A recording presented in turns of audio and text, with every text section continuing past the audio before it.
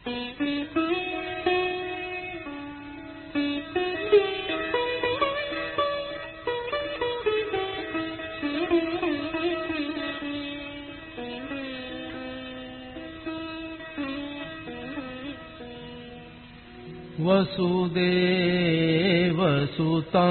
देवं कंसचाणूरमर्दनम्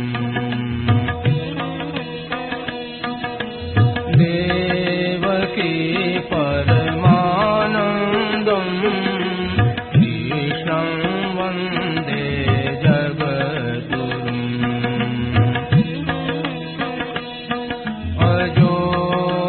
सन्नव्ययात्मा भूतानामीश्वरोऽपि सन् प्रकृतिं स्वामधिष्ठाय सम्भवाम्यात्ममायया यदा यदा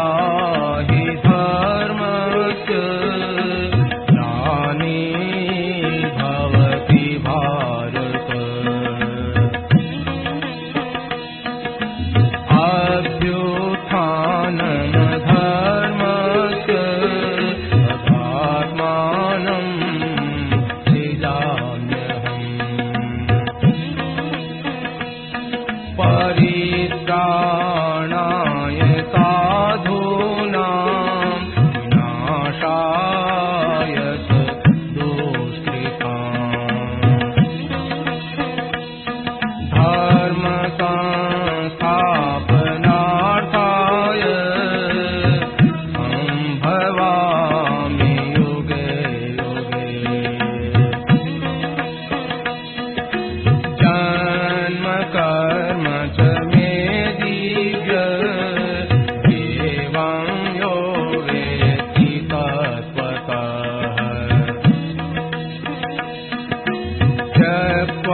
देहं पुनर्जन्म नयति मामेति सोऽर्जुन वीतराग भय क्रोधा मन्मया मामुपाश्रिताः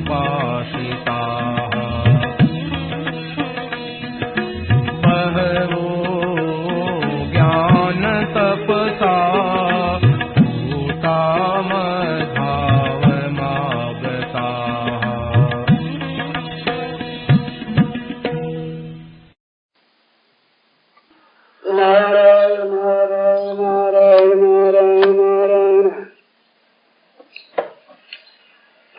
ये प्रश्न था गुणातीत के लक्षण क्या होते हैं और वो लक्षण किसके हैं।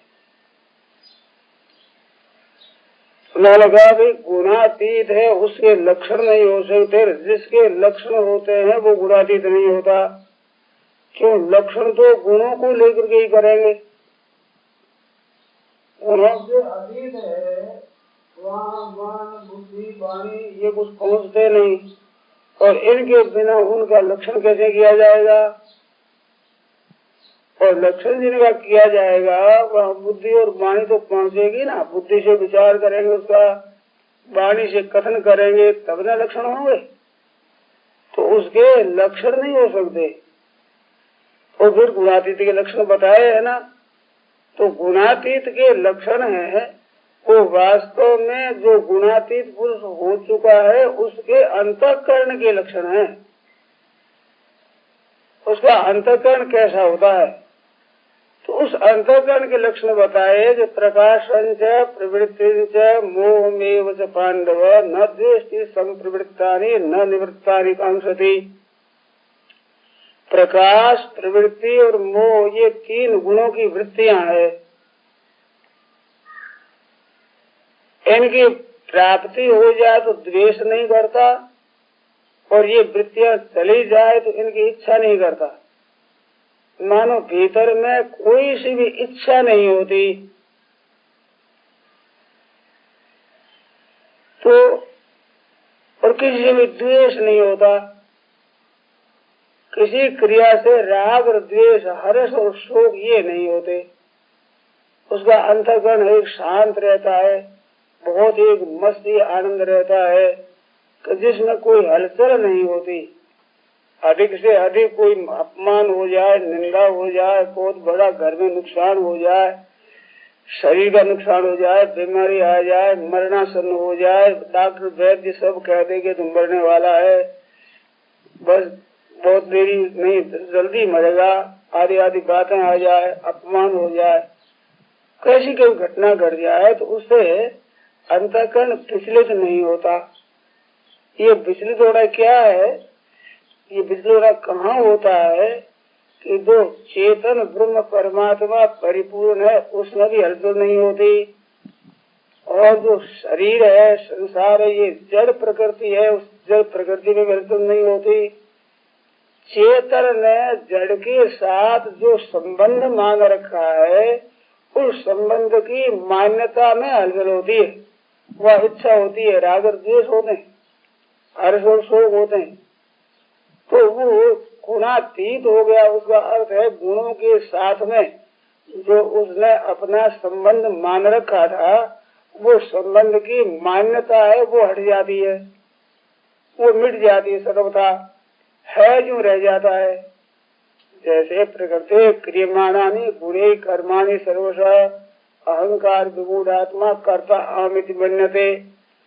समष्टि शक्ति जो प्रकृति है उससे संपूर्ण संसार का काम चलता है, उसके द्वारा ही संपूर्ण क्रियाएं होती है। तो जिस प्रकृति के द्वारा समष्टि क्रियाएं होती है उसी प्रकृति से ही इसी शरीर की क्रिया भी होती है। जैसे पहाड़ है, वृक्ष है, इनमें सब में क्रिया हो रही है। तो वो क्रिया हो रही है वो दो तरह की हो रही है। वृक्षों में, पहाड़ों में जैसे प्राण है तो प्राण शक्ति से भी बढ़ रहे हैं, और वो प्राण शक्ति क्षीण हो घट रहे, मिट रहे हैं, और एक सबकी सब सृष्टि नाश की तरफ जा रही है।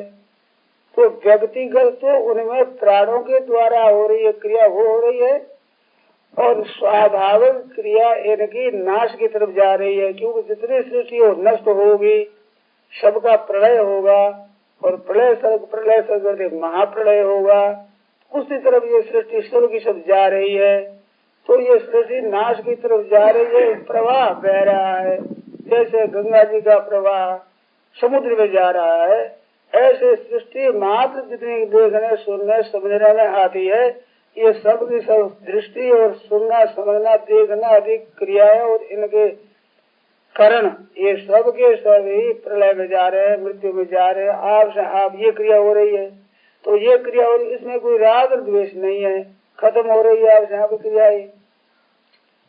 और परमात्मा तत्व जो है उसमें कोई क्रिया विकृति नहीं होती, वो है ज्यों का त्यों ही रहता है, अनंत युग होकर के खत्म हो जाएंगे, परंतु ये तो है ज्यों का त्यों ही रहेगा। तो उसी का अंश ये स्वयं होने से वो गुणातीत है। गुणातीत, गुणों से अतीत क्या परमात्मा, गुणों के सहित क्या प्रकृति। तो क्रियाएं सब प्रकृति में हो रही है, उस तत्व में क्रियाएं नहीं हो रही है। उस तत्व के अंश ने जो प्रकृति के साथ संबंध जोड़ा था वो संबंध तोड़ दिया, मानो जबरदस्ती माना था, संबंध हुआ नहीं, वो मान्यता थी संबंध की। तो प्रकृति क्रिया माना नहीं, प्रकृति के द्वारा संपूर्ण क्रियाएं होती है।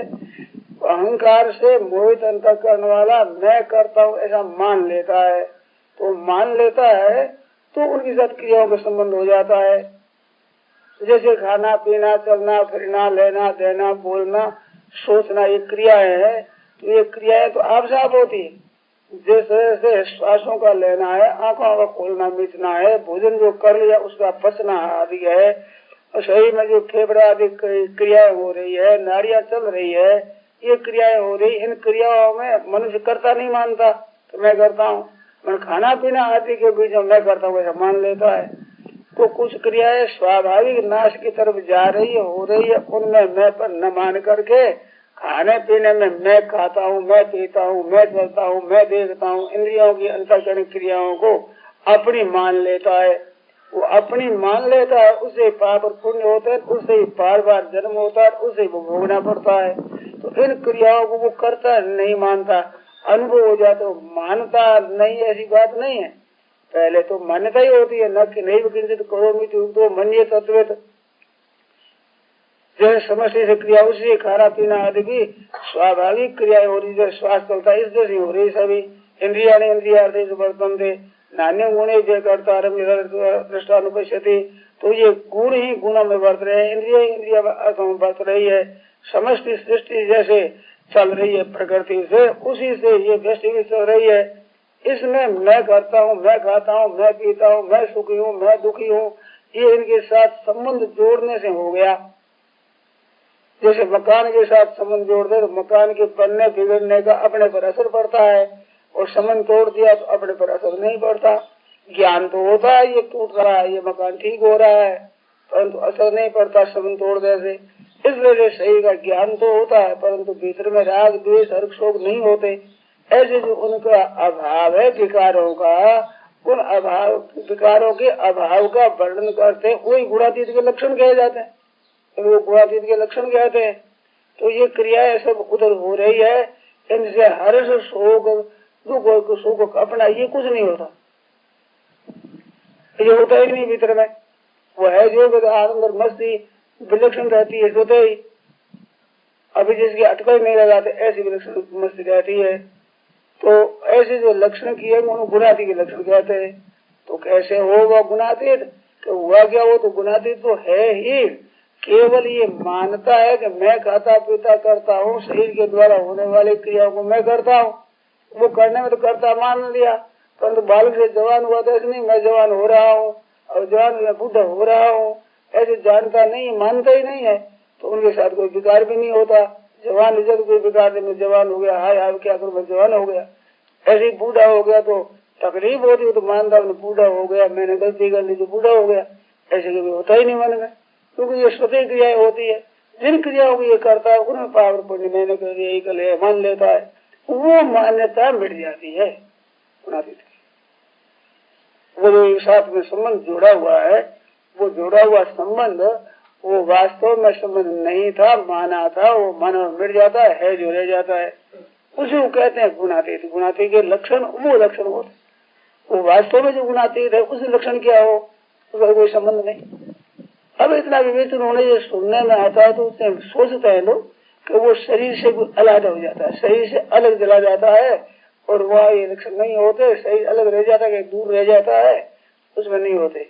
ऐसा नहीं होता है, वो शरीर से अलग जाता है, कुछ नहीं करता, ये नहीं होता है। तो क्या होता है, शरीर के साथ जो अपने संबंध की मान्यता है, वो मान्यता साफ हो जाती है, वो मिट जाती है।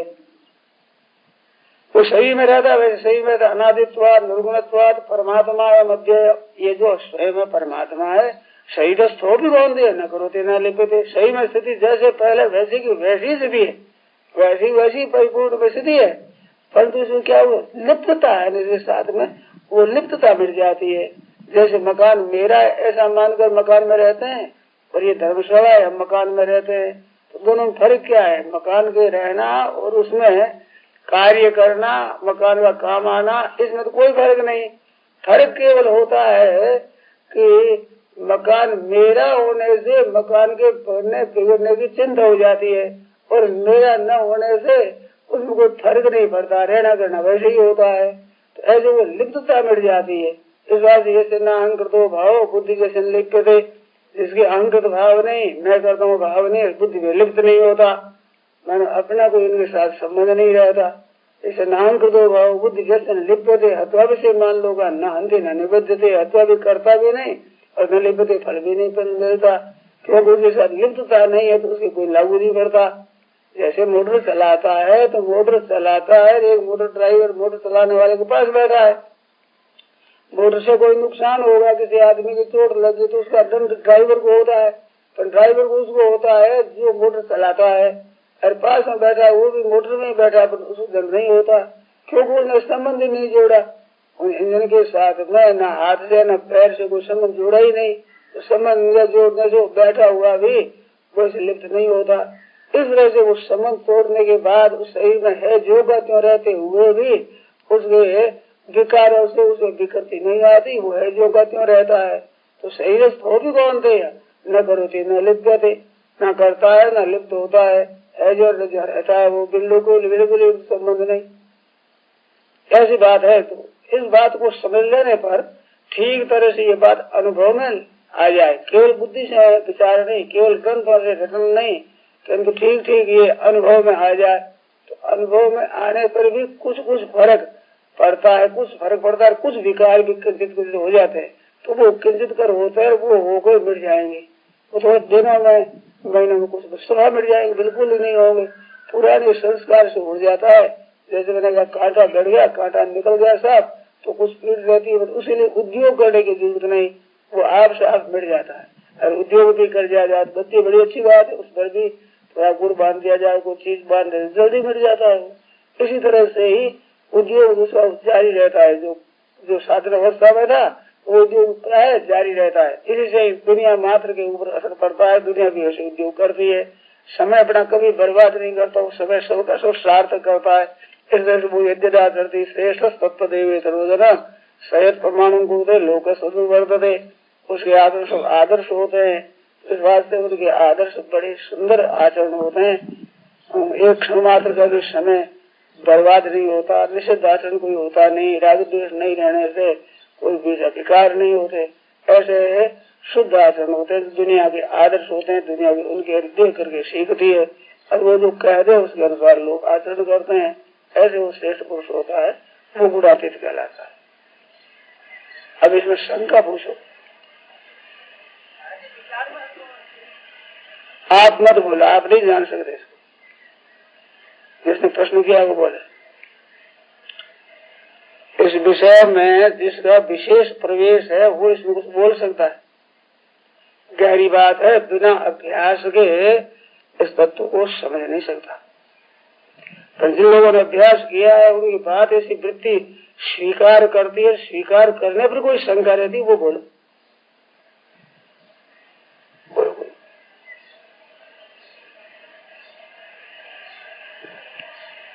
जिस विद्या में जिसका प्रवेश है उस विद्या में वो ही बोले। आप बोल दो, आप पूछ लो क्या पूछते।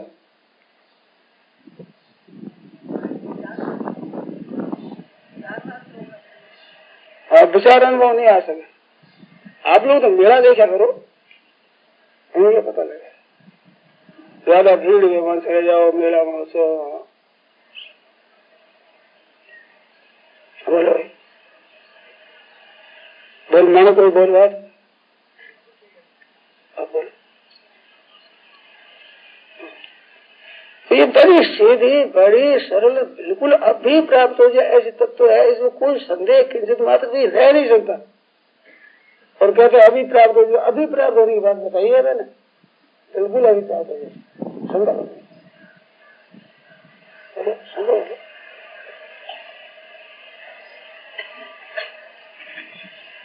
कोई भाई समझने वाले हैं वो इसमें कोई बात पूछे।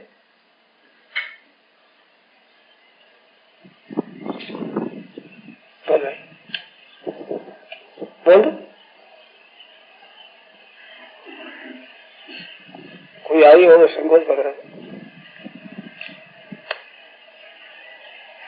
नान्यं गुणेभ्यः कर्तारं यदा दृष्टानुपश्यति गुणेभ्यश्च परं वेत्ति मद्भावं सोऽधिगच्छति। गुणों के सिवाय किसी को कर्ता नहीं मानता और गुणों से परे समझ लेता है, अनुभव कर लेता है, वो मेरे भाव को प्राप्त हो जाए। तीन बात लिखी, तीन बातों में गुणों के सिवाय करता नहीं है। ये सिद्धांत आप से आप प्रकृति में ही परिवर्तन होता है, स्वतः स्वाभाविक। अब गुणों के सिवाय तत्व में परिवर्तन नहीं होता, ऐसा वो जान लेता है। कोई करता नहीं है, वो ठीक इस बात का अनुभव कर लेता है, तो मेरे भाव को प्राप्त हो जाता है। प्राप्त तो मेरे भाव को है ही, केवल उनमें उनके साथ करता मानता, वो संबंध विच्छेद हो गया।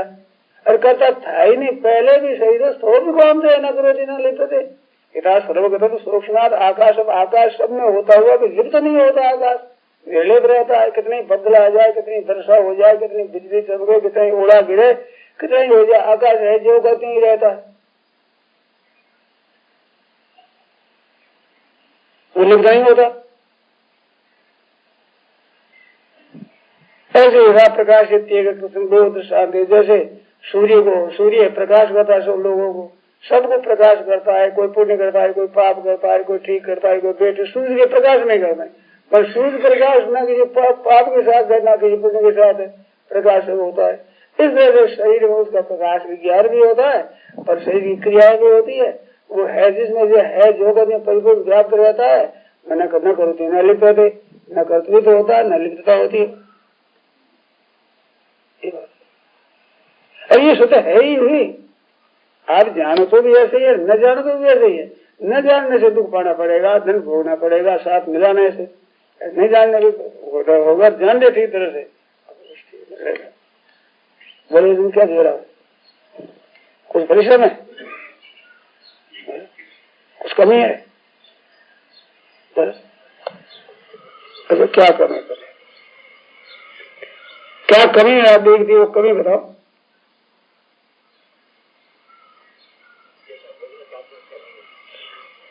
कमी आती है कि जैसे हम देखना चाहते हैं वैसा नहीं दिखता, तो आप देखना चाहते हो छोड़ दो।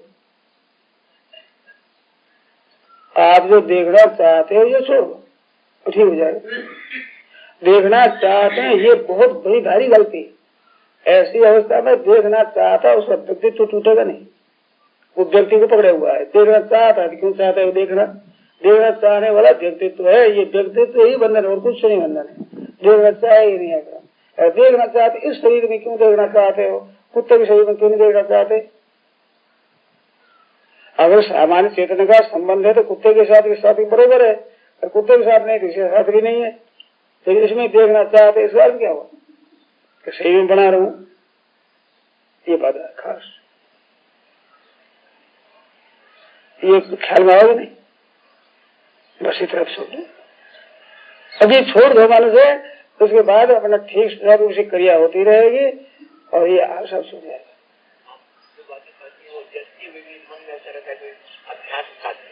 और अभ्यास साध्य है तो नाम जप करो, कीर्तन करो, भले भले।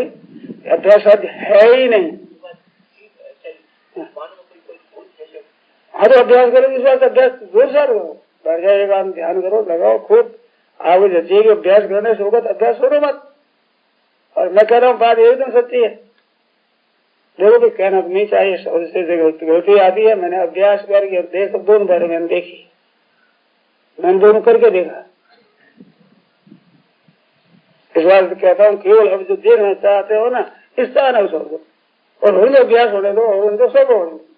और देखना चाहते हो कि वृत्तियां वैसी नहीं है, वृत्तियां वैसी किसी की नहीं रहती। और तो प्रभाव पह रहा है, वृत्ति तो होगी पैदा, वृत्तियों का तो स्वभाव है, हो गई। वृत्तियां नहीं हो तो प्रकाश से प्रवृत्ति से मोह से पांडव, ये कैसे कहते न द्वेष संपूर्णता न पता नहीं कैसे कहते। अगर वृत्तियां नहीं होती तो वृत्ति होती है। केवल उपेक्षा कर दो, देखने की मन है उपेक्षा कर दो, फिर देखने की मन है फिर उपेक्षा कर दो, ठीक है।